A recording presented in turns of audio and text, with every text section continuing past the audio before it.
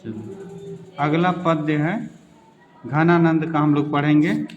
इसमें दो पद्य है, अति सुदो सने को मारग और मुँह अश्व नहीं लय बरसो। तो पहले परिचय इनका जाने, ठीक है।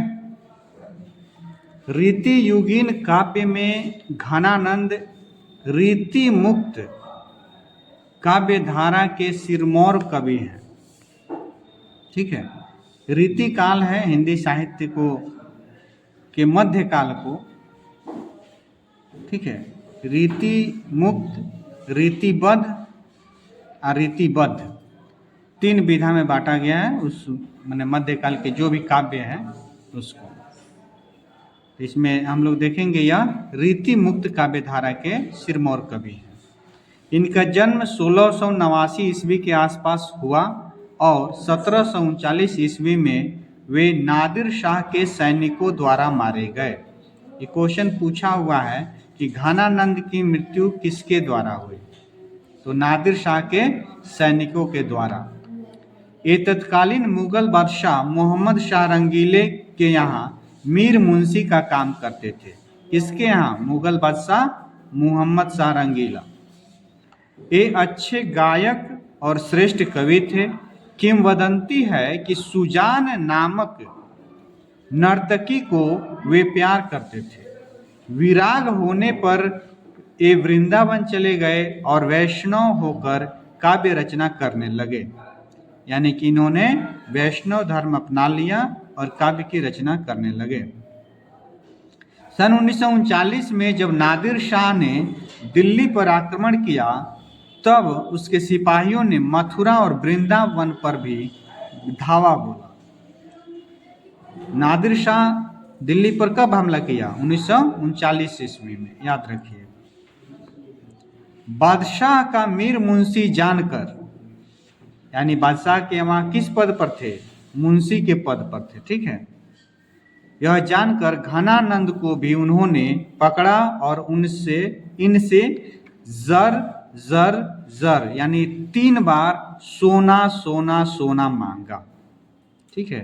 तो क्वेश्चन पूछता है कि सैनिकों ने उनसे क्या मांगा था? 3 बार जो जर जर जर यानी कि सोना मांगा था। घनानंद ने 3 मुट्ठी धूल उन्हें यह कहते हुए दी, रज रज रज यानी धूल धूल धूल। तो सैनिकों ने क्या मांगा इनसे? सोना, लेकिन इन्होंने 3 मुट्ठी धूल दी और कहा धूल धूल धूल। इस पर क्रुद्ध होकर सिपाहियों ने इनका वध कर दिया।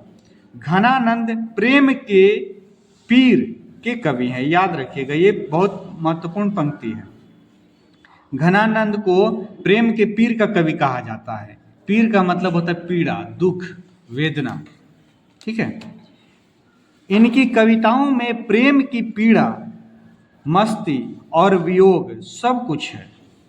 आचार्य शुक्ल के अनुसार, आचार्य शुक्ल कहते हैं, प्रेम मार्ग का ऐसा प्रवीण और धीर पथिक तथा जबादानी का ऐसा दावा रखने वाला ब्रज भाषा का दूसरा कवि नहीं हुआ। यह किसकी पंक्ति है?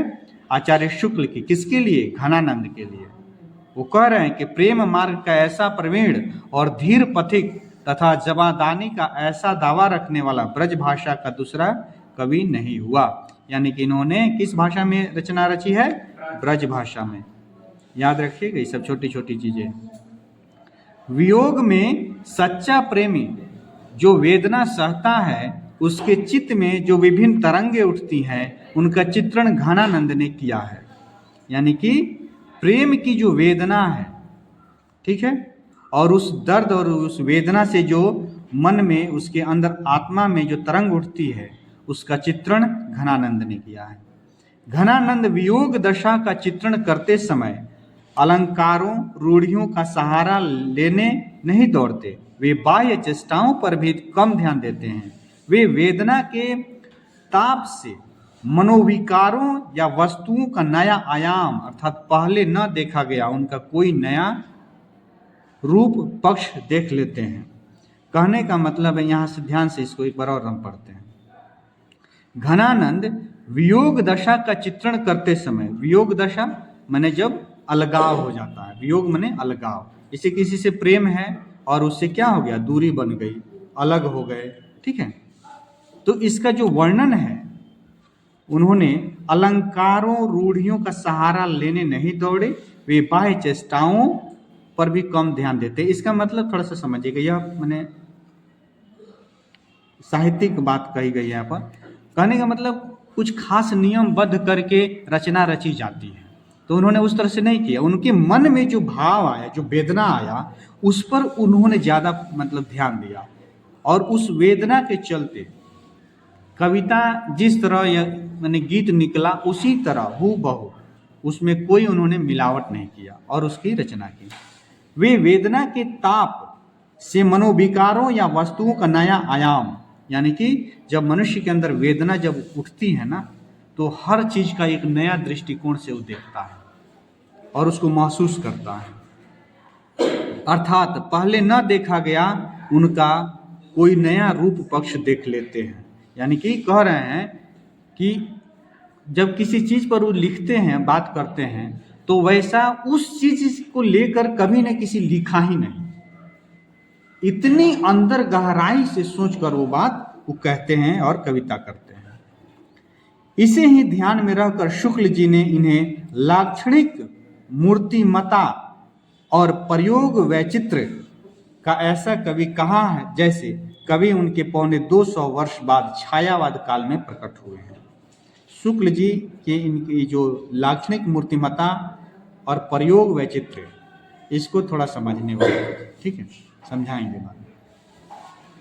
जैसे कवि अनेक उनके 225 वर्ष बाद छायावाद काल में प्रकट हुए, यानी कि घनानंद का जो भावना थी और जिस भावना से उन्होंने कविताएं रची, वह छायावाद काल में, हिंदी साहित्य में ही एक काल आता है छायावाद, जिसके छायावाद के 4 स्तंभ आप लोग पढ़े होंगे, महादेवी वर्मा, सुमित्रा नंदन पंत, श्रीकांत त्रिपाठी निराला और जयशंकर प्रसाद, इनको छायावाद के 4 स्तंभ कहा जाता है।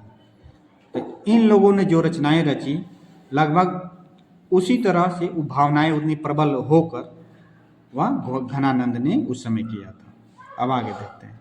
घनानंद की भाषा परिष्कृत और शुद्ध ब्रज भाषा है। उनकी भाषा कैसी है? परिष्कृत और शुद्ध ब्रज भाषा है। इनके सवैया और घनाक्षरी, यह 2 छंद हैं, छंद की विधा है, सवैया और घनाक्षरी अत्यंत प्रसिद्ध हैं। घनानंद के प्रमुख ग्रंथ हैं सुजान सागर, विरह लीला, रसकेली बल्ली, यानी तीनों पुस्तकों का नाम याद रखेंगे आप, सुजान सागर, विरह लीला और रसकेली बल्ली, ठीक है।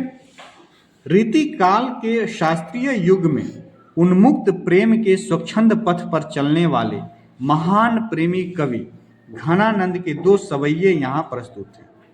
ये जो दोनों इनके जो पद्य हैं, दोनों सवैया छंद में हैं। ये छंद उनकी रचनावली घनानंद से लिए गए हैं।